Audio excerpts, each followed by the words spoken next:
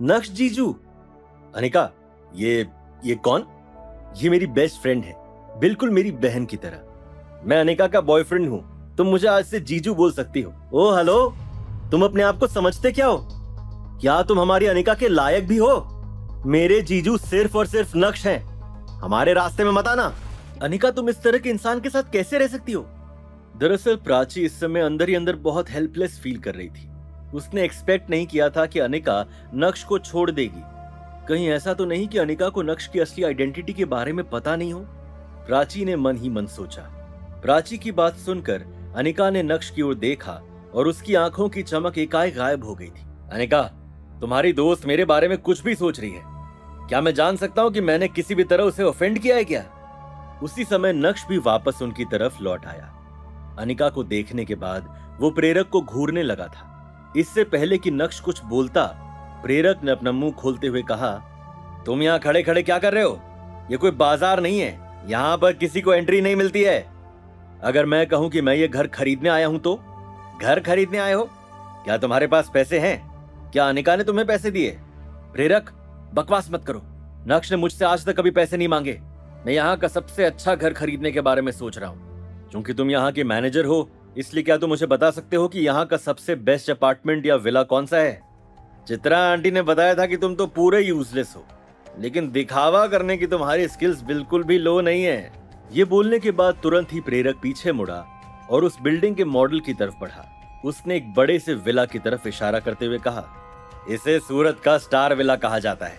ये सबसे बड़ा विला है और इसकी कीमत है 20 करोड़। बोलो, क्या तुम इसे अफोर्ड कर सकते हो? तुम्हें किसने कहा कि मैं अफोर्ड नहीं कर सकता? क्या तुमने सुना नहीं मैंने क्या कहा? ये विला 20 करोड़ का है। नक्श ने जेब से एक ब्लैक कार्ड बाहर निकाला और प्रेरक के दूसरे स्टाफ मेंबर को थमा दिया। वो लड़की उस कार्ड को स्वाइप करने जा ही रही थी कि तभी अचानक से प्रेरक ने उसे रोका। क्या आज काम का तुम्हारा पहला दिन है? क्या तुम्हें पता नहीं कि कंपनी कैसे काम करती है? प्रेरक की बात सुनकर ही उस लड़की को एहसास हुआ कि नक्श ने जो उसे कार्ड दिया है उस पर कोई भी नाम नहीं लिखा है। नक्श ने एक्सपेक्ट नहीं किया था कि प्रेरक इतना स्टूपिड होगा। उसी समय अचानक से प्रेरक का फोन बजा। जब उसने मोबाइल स्क्रीन पर कॉलर का नाम देखा तो तुरंत ही साइड में गया और कॉल उठाया। तुम्हारे मैनेजर कॉल पे हैं, तुम जाओ और मेरे कार्ड को स्वाइप करो, फुल पेमेंट। ठीक है, आप यहीं रुकिए। मन ही मन उस लड़की को भी यकीन नहीं हो रहा था कि क्या इस कार्ड में 20 करोड़ रुपए होंगे। स्टाफ की वो लड़की जिसे यकीन नहीं हो रहा था कि नक्श पेमेंट कर पाएगा या नहीं, वो ऑफिस से अब लौट चुकी थी। सॉरी सर, माफी चाहती हूँ कि आपको इंतजार करवाया। पेमेंट हो गया? यस सर, सूरत का स्टार विला अब आपका हुआ। प्रेरक की बात कॉल पर पूरी हो गई थी और जब वो वापस आया तो उसने नक्श को वहीं पाया और एक बार फिर से उसने गुस्से से कहा, तुम अभी भी यहीं पर ही खड़े हो? 20 करोड़ रुपए तुम्हारे बस की बात नहीं है, निकलो यहां से। आए बड़े स्टार विला खरीदेंगे। नक्श ने कुछ नहीं कहा, वो तो बस मुस्कुराते हुए प्रेरक को देख रहा था। ये देखकर प्रेरक को कुछ अजीब लगा। अंदर ही अंदर उसका गुस्सा भी उबाल मार रहा था। क्या ऐसे क्या देख रहा है? अगर तूने स्टार विला खरीदा तो मैं यहाँ सभी के सामने तेरे पैरों में गिर जाऊंगा।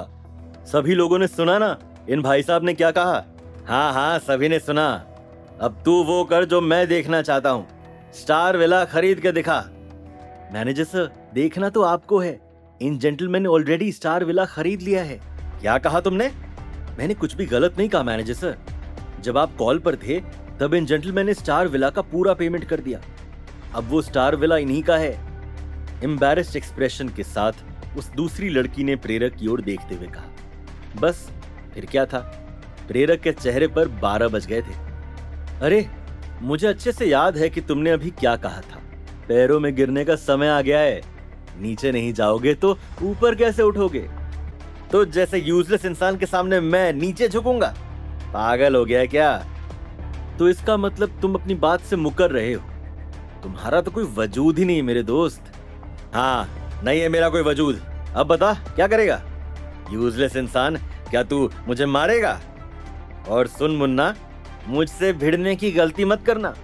तू जानता नहीं है कि मैं भानुशाली ग्रुप का मेंबर हूँ। क्या मैंने कुछ गलत तो नहीं सुन लिया? ये आदमी भानुशाली ग्रुप से है। तभी तो इसमें इतना एटीट्यूड है। अगर इसके सर पर भानुशाली ग्रुप का हाथ नहीं होता तो अभी ये उस आदमी के पैरों में पड़ा होता। मैंने सुना है कि गौरव पथ पर जितने भी विलास बने हैं वो सारे भानुशाली ग्रुप के हैं। हाँ बिल्कुल ठीक सुना है।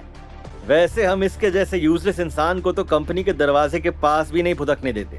ये तो आज यहाँ अंदर आ गया, वरना मैं तो इसे यहाँ भी अंदर नहीं आने देता। जैसे ही प्रेरक ने ये बोलकर अपनी बात खत्म की, वैसे ही तेजी से किसी के फुटस्टेप्स की आवाज आने लगी। सभी ने देखा कि एक बूढ़ा आदमी तेजी से चलते हुए प्रेरक के करीब आया और उसके गाल पर एक जोरदार चमाट लगाते हुए बोला, आज से और अभी से तुम भानुशाली ग्रुप के मेंबर नहीं हो। डायरेक्टर शर्मा, आप यहाँ क्या कर रहे हैं? अगर मैं नहीं आता तो पता नहीं तुम कितने लोगों को इसी तरह बुली करते। डायरेक्टर शर्मा, अभी जो कुछ भी हुआ उसमें नक्श की कोई गलती नहीं है। मिस, प्लीज आप गलत मत समझिए, मैं तो इन जेंटलमैन से माफी मांगना चाहता हूँ। अनिका भी पूरी तरह से शॉक्ड थी। उसे भी समझ नहीं आ रहा था कि नक्श को इतना वीआईपी ट्रीटमेंट क्यों दिया जा रहा है। आखिर डायरेक्टर शर्मा नक्श से माफी क्यों मांगना चाहते थे? क्या डायरेक्टर शर्मा को नक्श की असली आइडेंटिटी पता थी? क्या होगा जब अनिका को पता चलेगा कि नक्श ही वो सीईओ है और नक्श अब प्रेरक का क्या हश्र करेगा? ये जानने के लिए देखिए अगला एपिसोड सिर्फ पॉकेट एफएम के यूट्यूब चैनल पर, और इंस्टा एम्पायर के सारे एपिसोड्स को सुनने के लिए डिस्क्रिप्शन में दी गई लिंक से डाउनलोड कीजिए पॉकेट एफएम ऐप।